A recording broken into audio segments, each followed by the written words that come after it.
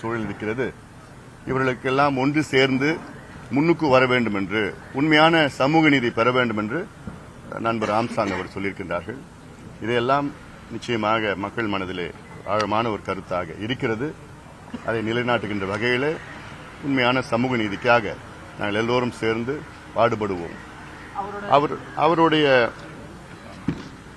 கொடூரமான கொலை எங்களுக்கெல்லாம் அதிர்ச்சி. இதற்கு முழு விசாரணை நடத்த வேண்டும். இன்னும் சொல்ல போனால் சிபிஐ விசாரணை நடத்த வேண்டும். இதற்கு யார் பின்னணியில் இருக்கின்றார்கள், யார் ஏவி விட்டார்கள், இதற்கு என்ன யார் காரணம், இது போன்ற சம்பவங்கள் இதற்கு பிறகு நடக்கக்கூடாது. தமிழ்நாடு காவல்துறை இருக்கின்றார்கள், ஆனால் அவர் முழுமையான விசாரணை கொண்டு வருவார்களா என்று எனக்கு சந்தேகமாக இருக்கிறது. அவர்கள் மீது, தமிழ்நாடு காவல்துறை மீது எனக்கு மரியாதை இருக்கிறது. ஆனால் கள்ளக்குறிச்சி சம்பவத்திற்கு பிறகு எனக்கு நம்பிக்கை இல்லை. கள்ளக்குறிச்சியில் நடந்த அந்த சம்பவம் 67 பேர் மரணம் அடைந்தார்கள் கள்ளச்சாராயத்தினால். அதில் சிபிசிஐடி விசாரணை நடத்தி ஒன்றும் வரப்போவது கிடையாது. அதில் அரசியல் புள்ளிகளும் காவல்துறை உயர் அதிகாரிகளும் அதில் அந்த கள்ளச்சாராய விற்றவர்களுக்கு பாதுகாப்பாக இருந்தார்கள். அந்த முழுமையான உண்மை வெளிவர வேண்டும். அதேபோன்று இதில் இந்த சம்பவத்தில் முழுமையான உண்மைகள் வெளிவர வேண்டும். அதேபோன்று இந்த கூலிப்படை கலாச்சாரத்தை வேரோடு அறுக்க வேண்டும். முதலமைச்சருக்கு கீழ் இருக்கிறது காவல்துறை. சட்டம் ஒழுங்கு தமிழ்நாட்டில் பார்த்தீர்கள் என்றால் கடந்த மாதம் காங்கிரஸ் மாவட்ட தலைவர் கொலை செய்யப்படுகிறார். ஒரு 7 நாட்களுக்கு முன்பு சேலத்திலே அதிமுக முக்கிய பிரமுகர் கொலை செய்யப்படுகிறார். நண்பர் ஆம்ஸ்ட்ராங் அவர்கள் கொடூரமான முறையில் கொலை செய்யப்படுகிறார். நேற்று பாட்டாளி கட்சியினுடைய நிர்வாகி கடலூர் மாவட்டத்திலே வெட்டப்படுகிறார்கள். இது தொடர்ந்து அன்றாடம் நடக்கின்ற சம்பவங்கள். நாம் கடந்துவிட முடியாது. காரணம், இது முதலமைச்சர் கீழ் இயங்குகின்ற காவல்துறை. புதிதாக சென்னைக்கு ஒரு புதிய காவல்துறை ஆணையர் கமிஷனர் நியமனம் செய்திருக்கிறார் அருண். கொஞ்சம் நாள் கொடுக்கலாம். நிச்சயமாக அவர் உணர்வுபூர்வமாக அந்த வேலையை செய்ய வேண்டும். பொதுமக்கள் இன்று பீதியில் இருக்கின்றார்கள். அந்த பீதியை போக்க வேண்டும். மீண்டும் நான் சொல்கின்றேன், இந்த கூலிப்படை கலாச்சாரத்தை ஒழிக்க வேண்டும். ஒழித்தால்தான் இது போன்ற மரணங்கள், கொடூரமான கொலைகள் நடக்காது. ஏன்னா அவங்களுக்கு எல்லாம் பயம் இல்லாம இருக்கிறாங்க. அவங்களுக்கு, அதாவது என்னை பொறுத்த வரைக்கும் அப்படி யாராவது செய்தார்கள் என்றால் இன்னும் ஒரு 2 மாதத்திலே நீதிமன்றங்கள் அவர்களுக்கு மரண தண்டனை, தூக்கு தண்டனை கொடுக்கணும். கொடுத்தால்தான் அந்த பயம் இருக்கும். இல்லைன்னா ஏதோ கொலை பண்றாங்க, போறாங்க, 6 மாதத்துல வெளியில வராங்க, திருப்பி இந்த சம்பவம் நடக்கிறது. கொலை செஞ்சது வேற யாரோ, ஆனா சரண்டர் அடைந்தது வேற யாரோ. இதெல்லாம் நடந்துட்டு தான் இருக்கு. இதெல்லாம் நம்ம தொடர்ந்து பார்த்துட்டு தான் இருக்கிறோம். அது இன்னொன்னு ஒரு முக்கியமான செய்தி நான் சொல்லணும். உளவுத்துறை, தமிழ்நாட்டின் உளவுத்துறை இந்த 20 நாட்களாக தமிழ்நாட்டினுடைய மொத்த உளவுத்துறை விக்கிரவாண்டி தொகுதியில் இருந்திருக்கிறாங்க. அங்க ஒவ்வொரு கிராமத்திலும் 2 பேர் இருந்திருக்காங்க உளவுத்துறையில். அதுதான் அவங்க வேலையா? இங்க இருக்கிற தமிழ்நாட்டோட சட்டம் ஒழுங்கை பார்க்கணும். பெரிய தலைவர்களுடைய உயிர் பாதுகாப்பு அவங்களாம் கொடுக்கணும். யாருக்கு அச்சுறுத்தல் இருக்கு எல்லாமே கண்டறியணும். அதை விட்டுட்டு எந்த கிராமத்தில், விக்கிரவாண்டி தொகுதியில் எந்தெந்த கிராமத்தில் எந்த ஓட்டு அவங்களுக்கு வரும், எந்த ஓட்டு வராது, எப்படி அது வாங்கலாம், யார் கொடுத்த காசு கொடுத்தா அதை போலாம், இதுதான் உளவுத்துறை வேலையா? என்னை பொறுத்த வரைக்கும் அதனால தான் இந்த சம்பவம் நடந்திருக்குன்னு நான் சொல்றேன். நான் உண்மையிலே நீங்க வேலை செய்யுங்க, உண்மையா இருங்க, உங்க தொழிலுக்கு உண்மையா இருங்க. தமிழ்நாடு காவல்துறை ஸ்காட்லாந்து யார்டுக்கு நிகரானது. இன்னைக்கும் நான் அதை நம்புறேன். நான் அந்த நம்பிக்கை போயிட்டு இருக்குது எனக்கு. நல்ல நேர்மையான காவல் அதிகாரிகள் நல்ல பேர் இருக்கிறாங்க. அவங்கள நியமனம் பண்ணுங்க, நல்லா கொடுங்க, பொறுப்பு கொடுங்க, சுதந்திரத்தை கொடுங்க, இண்டிபெண்டன்ஸை கொடுங்க அவங்களுக்கு. அதனால இது போன்ற இன்னொரு சம்பவம் யாருக்குமே நடக்கக்கூடாது. சட்டம் ஒழுங்கு கட்டுப்படுத்தப்படணும். மக்கள் பாதுகாப்பு இருக்கணும். மக்களுக்கு ஒரு நம்பிக்கை வரணும்.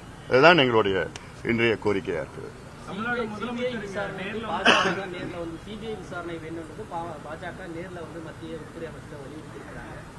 நீங்க நேரடியா ஏன்னா திமுக கூட்டணியில இருக்கிறவங்களே சிபிசிஐடி விசாரணை ஓகே அப்படின்னு பேசுறாங்க. மத்தியில நீங்க தான் இதை நான் அரசியலாக்க விரும்பல. நான் இந்த ஒரு துயரமான ஒரு சம்பவம் இருக்கு. இது எங்களுக்கு என்னன்னா உண்மையை வெளியில வரணும். இப்போ திருமாவளவன் அவர்கள் சிபிஐ விசாரணை வேண்டும் சொல்றாரு. அதுக்கு நானும் உடந்தையா இருக்கு. நாங்களும் விரும்புறோம். அது சிபிஐ விசாரணை நடத்தணும் நாங்களும் சொல்றோம். அதே திருமாவளவன் அவர்கள் கள்ளக்குறிச்சியில் நடந்த 67 பேர் அங்க இறந்திருக்கிறாங்க. அந்த 67 பேர்ல 60 பேர் பட்டியலினத்தை சார்ந்தவர்கள். ஆனா அப்ப சிபிஐ என்கொயரி வேண்டான்னு திருமாவளவன் சொல்றாரு. அப்ப அதுக்கு ஒரு நியாயம், இதுக்கு ஒரு நியாயம். நியாயம் தான். அதுக்கும் உண்மை வெளியில வரணும். இவ்வளவு பேர் இறந்திருக்கிறாங்க, இதுக்கும் உண்மை வெளியில வரணும். அதனாலதான் எங்களுக்கு ஏன் சிபிஐ தமிழ்நாடு காவல்துறை மீது என்னன்னா மரியாதை இருக்குது, நம்பிக்கை இல்ல. நம்பிக்கைன்னா இதுல யார் யார் உடந்தையா இருக்கிறாங்க, அரசியல் பிரமுகர்கள் முக்கிய பொறுப்புல இருக்கிறவங்க யார் யார் உடந்தையா இருக்கிறாங்க, இதெல்லாம் வெளியில வரணும்னா உண்மையான சிபிஐ விசாரணை நடந்தாதான் தெரியும். அது வரவேற்கிறோம், நம்ம வரவேற்கிறோம்.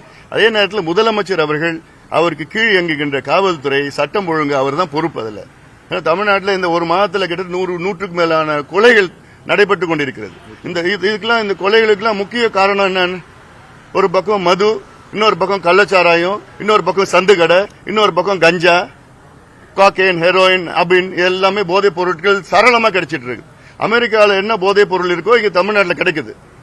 அப்ப யாரு காரணம் இதுக்கெல்லாம்? யாருக்கு பொறுப்பு எடுத்துக்கணும்? இதெல்லாம் டாஸ்மாக் கடை 5000 தான் இருக்கு தமிழ்நாட்டில், சந்து கடை 25000 சந்து கடை இருக்கு. 24 மணி நேரம் தமிழ்நாட்டில் மது கிடைக்குது. கள்ளச்சாராயம் நேற்று கூட பாத்தீங்கன்னா விக்கிரவாண்டி தொகுதியில் கள்ளச்சாராயம் சாப்பிட்டு தான் ஒருத்தர் இறந்திருக்கிறார். ஒரு 6 பேர் அனுமதிக்கப்பட்டிருக்காங்க மருத்துவமனையில். அதை மூடி மறைச்சிட்டு இருக்கிறாங்க. அப்போ நேற்று நடந்த சம்பவம் அது எனக்கு அந்த அளவுக்கு தெரியும். அதெல்லாம் யாரு இதுல ஈடுபட்டிருக்காங்களோ நிச்சயமா அவங்களுக்கு வந்து தண்டனை வழங்க வேண்டும். இதுல வந்து அதுக்காக தான் இது சிபிஐ விசாரணை நடந்தால்தான் முழுமையா வரணும். விசாரிக்கட்டும், காவல் தமிழ்நாடும் விசாரிக்கட்டும். ஒன்னும் விசாரிச்சுட்டு இருக்கிறாங்க, ஆரம்ப கட்ட விசாரணை இருக்கு. ஆனா முழுமையா சிபிஐ தான். ஏன்னா இது வந்து ஒரு தேசிய கட்சியினுடைய மாநில தலைவர். இது ஒரு முழுமையான விசாரணை நடந்து, ஏன் நான் சொல்றேன்னா இதுக்கு பிறகு இது போன்ற சம்பவங்கள் நடக்கக்கூடாது, தடுக்கணும். அதுக்காகத்தான் முழுமையா விசாரணை நடந்தாதான் இது தடுக்கலாம். பிற்காலத்தில் வருகின்ற இது போன்ற ஏதாவது நிகழ்வுகளை தடுக்கலாம். ஒவ்வொரு தலைவர்களும் அவங்களுக்கு பாதுகாப்பு இல்லைன்ற ஒரு கருத்தை முன்வைக்கிறாங்க. உங்களுக்கு எப்படி இருக்கு? அந்த மாதிரியான அச்சுறுத்தல்கள் வருதா? இருக்கு. ஏன்னா பொது வாழ்க்கையில ஈடுபட்டு இருக்கிறோம், இவ்வளவு காலமா ஈடுபட்டு இருக்கோம், 26 வருஷமா இருக்கிறோம். நம்ம நிச்சயமா அச்சுறுத்தல் இருக்கு. காவல்துறை பாதுகாப்பு கொடுத்துட்டு தான் இருக்கிறாங்க. ஆனாலும் இது போன்ற உளவுத்துறை சார்ந்த அவங்களுடைய விசாரணை எல்லாம் முக்கியமானதான் நான் பாக்குறேன். நான் யாருக்கு அச்சுறுத்தல் அதிகமா இருக்கு, அவங்களுக்கு பாதுகாப்பு கூடுதலா கொடுக்கணும், இதெல்லாம் வந்து இருக்கணும். நான் வந்து தலைவர்களுக்கு மட்டும் நான் சொல்லல, தமிழக மக்களுக்கு பாதுகாப்பா இருக்கணும், ஒரு பயம் இல்லாம மக்கள் வாழணும். அதான் எங்களுடைய நோக்கம்.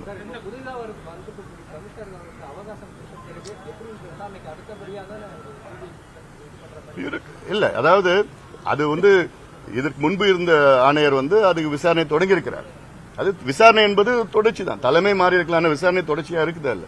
ஆனாலும் எங்களுக்கு வந்து மீண்டும் சொல்றேன், நான் அந்த ஒரு நம்பிக்கை தன்மை வந்து வரணும்னா முழுமையா சிபிஐ விசாரணை நடந்தாலும் நம்பிக்கை தன்மை.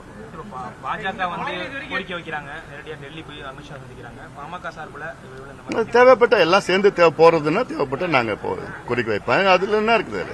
எங்களுடைய வெளிப்படையா நாங்க சொல்ற கோரிக்கை நிச்சயமா சிபிஐ விசாரணை நடத்தணும்னு சொல்லிட்டு இருக்கோம். நாங்க இந்த சம்பவத்துக்கு மட்டுமல்ல, கள்ளக்குறிச்சி உடைய அங்க 67 பேர் வந்து இறந்திருக்கிறாங்க. அந்த சம்பவத்துக்கும் சிபிஐ விசாரணை வேணும். ஏன்னா அது 3 மாநில பிரச்சனையா இருக்கு. அந்த சம்பவம் வந்து அதுல வந்து உயர் காவல்துறை அதிகாரிகள் அது சம்பந்தப்பட்டிருக்காங்க. ஆளுங்கட்சியை சார்ந்த அரசியல் பிரமுகர்கள் அது சம்பந்தப்பட்டிருக்கிறாங்க.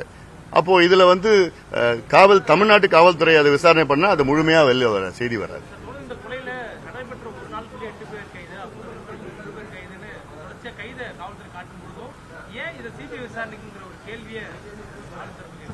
அதான் இப்ப நான் இவ்வளவு சொன்னது அதெல்லாம் விளக்கமா சொல்லியிருக்கிறேன். நான் இதுக்கு முன்னாடி என்ன சம்பவம் நடந்தது, இதுக்கு பிறகு தடுத்து நிறுத்துகின்ற சம்பவம், இது போன்ற சம்பவங்கள் வரக்கூடாது. அதுக்காக தான் முழுமையா வரணும் எங்களுக்கு.